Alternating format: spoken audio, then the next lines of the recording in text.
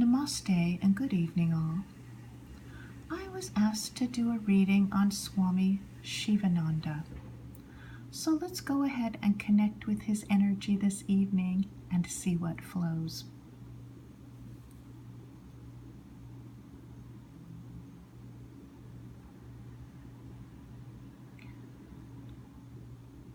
Okay, so connecting in with his energy, what is being heard is that he had the voice of an orator. Okay, so he did speak to public crowds. And in his mind, or prior to some of these speeches, he would refer to manuscripts. Okay, so some of what came forward from him was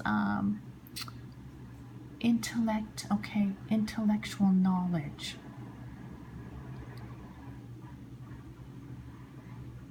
All right, so in his life, the feeling is that he did have 1 foot in the world and 1 foot in spirituality. So just a bit involved in worldly endeavors. Okay, however, he is a decent soul. It is felt he is he did give a lot of service to others. He gave of himself that way. And people could feel the energy that surrounded him. You know, they did bow low around him. They washed his feet. They put flowers on his feet. They felt the energy, the divine force that resonated from him. They also felt like there was some healing rays or energy that came from him.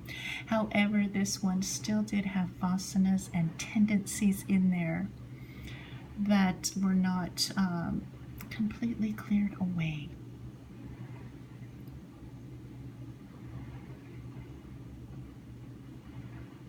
Okay, and these tendencies were due very much again to, and what the feeling is, I see him holding some manuscripts, okay, to referring again to some of this written knowledge that he had collected. Okay, now when he spoke of spirit, this was not completely unobstructed. All right, it didn't flow as like a smooth course, like a river that had no barriers in it. Okay, sometimes there were snags and pulls that had to do more with intellect.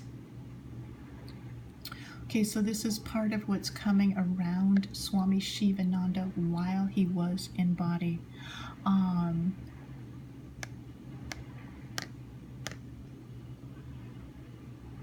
See if there's anything else of import while he was in body. But we can also ask, was he completely still? Okay, you can see there's a no.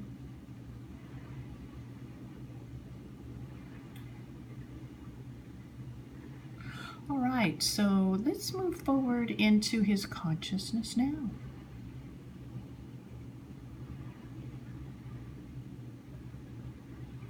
Okay, so he is now what it is feeling is that upon his death, something was broken apart. All right, so in his life, also what is seen are some 2 pieces of cloth, and that cloth is being held together by some safety pins. Okay, this is while he was in body, so there was still a sense of keeping himself protected in a way. However, that cloth was pretty thin. Everything was relatively thin there. There was something being held together that way by these safety pins. Now, as he passed, something broke. And this, okay, so then there was a mingling more with the divine consciousness. And the feeling is that now he does dwell with saints and masters. Okay, so there is some sense of feeling of grandeur to his presence now. There's a feeling of non-dual bliss. Okay, so he does reside there with those masters, the Buddhas, okay, the Advaita teachers. All right, so let's see if we get anything when we connect up with Shivananda's energy. All right, and so the feeling is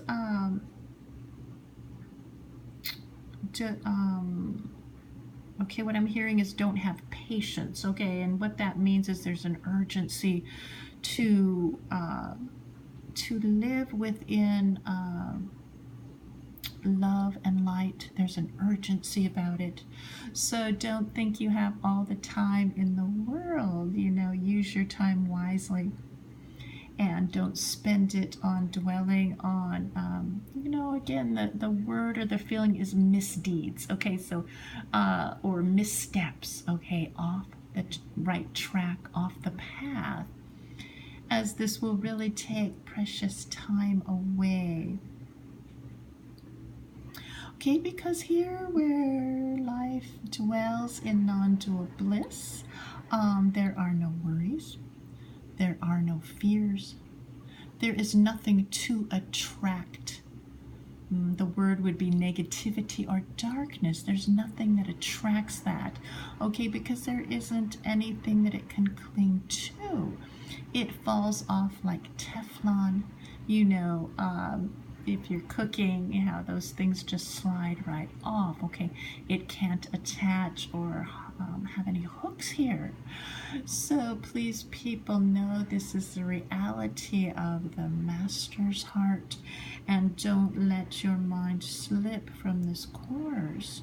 Let it fall back into what